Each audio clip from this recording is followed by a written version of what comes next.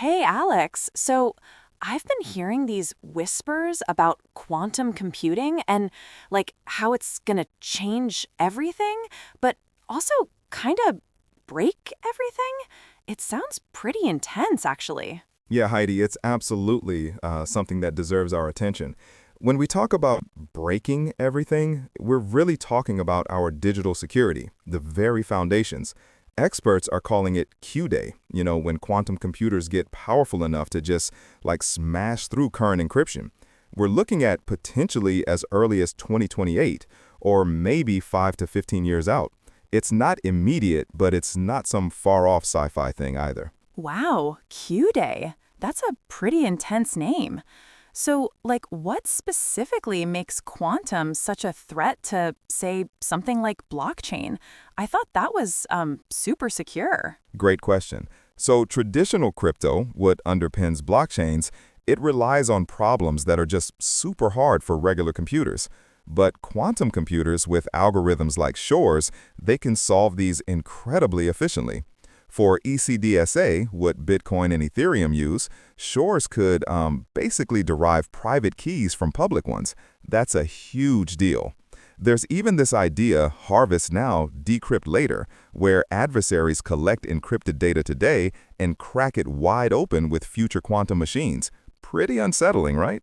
Okay, so that's really concerning. But surely, smart people are working on this, right? We're not just waiting for Q-Day without a plan? Oh, absolutely not, Heidi. The global cryptographic community is all over this. They're developing what's called post-quantum cryptography, or PQC, algorithms designed to resist both classical and quantum attacks. The National Institute of Standards and Technology, NIST, they're really leading the charge on standardization. They've already finalized several quantum-resistant algorithms like Crystal's Kyber for key encapsulation, and then Dilithium or Sphinx Plus for digital signatures. Falcon 2 is another big one selected by NIST. These are essentially our new digital armor. Okay, so we're building new armor. That's good. But, how hard is it to just, swap out the old encryption for the new PQC stuff, especially in something as complex as, I don't know, a blockchain? Sounds like a massive undertaking. You've hit on the crucial point, Heidi. It's not a simple patch, no. This is a multi-year re-architecting of decentralized systems. We're talking about challenges like performance bottlenecks, because these new keys can be larger, right? And then there's compatibility with all the legacy systems out there. The thing is, we need cryptographic agility too, so we can swap algorithms quickly if new threats emerge. So a hybrid approach, combining classical and post-quantum, that's what a lot of folks are looking at as a transitional solution. It's, a stepping stone. A hybrid approach makes a lot of sense, for a gradual shift. So, speaking of big, complex systems, how are the major blockchains actually tackling this? What about Bitcoin or Ethereum? They're huge. They are, and they're definitely on it. Bitcoin developers, they're closely watching NIST standards, obviously. Bitcoin's immutability, though, it presents challenges for rapid crypto upgrades. So a hybrid migration model is being explored, letting users operate both legacy ECDSA addresses and new PQC addresses. Companies like BTQ Technologies, for instance, have already shown quantum-resistant Bitcoin implementations using NIST-standardized MLDSA. They're aiming to secure the entire network by 2026. Really interesting stuff. Wow, 2026 for Bitcoin? That's fast. What about Ethereum then? Are they, also thinking about hybrid solutions, or are they taking a different route? Ethereum is absolutely proactive. Their Splurge roadmap phase specifically aims to build quantum-resistant defenses.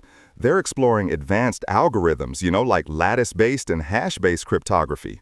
Ethereum's flexible framework really allows for a phased upgrade strategy, testing these algorithms on Layer 2 solutions first before a full mainnet deployment. Ethereum 2.0, with proof of stake, is already considered more quantum resistant than proof of work, and future upgrades like Ethereum 3.0 are set to bring in even more robust protocols like Winternet signatures, so they're really looking ahead. It's amazing how each one's got its own, unique strategy. What about some of the other players? The ones that are maybe specifically built with quantum in mind, or smaller chains. Yeah, absolutely. Algorand, for example, they're really at the forefront, implementing Falcon, a post-quantum digital signature technology. They use it to cryptographically sign their blockchain history every 256 blocks. Then you have Cardano, with Charles Hoskinson announcing a big strategic shift towards PQC, aiming for quantum resistance well before 2033, migrating its privacy layer to Nightstream. And then there are projects like Quantum Resistant Ledger, QRL, built from the ground up with quantum resistance using XMSS. Sailframe is another one, designed with quantum safety as a core principle. Even Solana has introduced an optional quantum-resistant vault. Wow. So it's not just the big names. It sounds like everyone's getting really serious. What about beyond just crypto? Like, how are governments and industries preparing for this quantum migration era? Oh, it's a huge push, Heidi. Banks, exchanges, national governments, they've all started testing migration paths.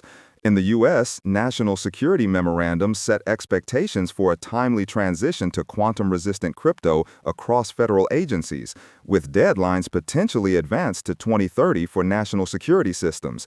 It's a truly global concerted effort, to secure our digital future. Everyone's realizing this isn't just a tech problem, it's a security imperative.